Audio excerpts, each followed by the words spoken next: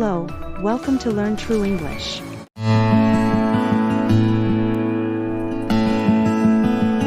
Did you have a happy childhood?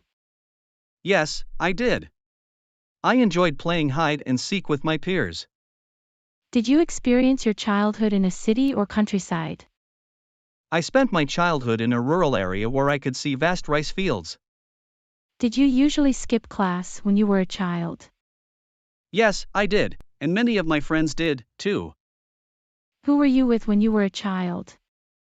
I was with my beloved family. What did you want to be when you were a child? I dreamed of being a fashion designer. Who did you love the most when you were a child? I loved my mom the most since she was always there and took care of me. Who was your childhood hero? Robin Hood, he took money from the rich and gave it to the poor. What reminds you of your childhood? Green rice fields, which I happen to see everywhere, remind me of my beautiful childhood. Did you change a lot when you grew up? Yes, of course. I'm more mature now, both physically and mentally. Why is childhood important?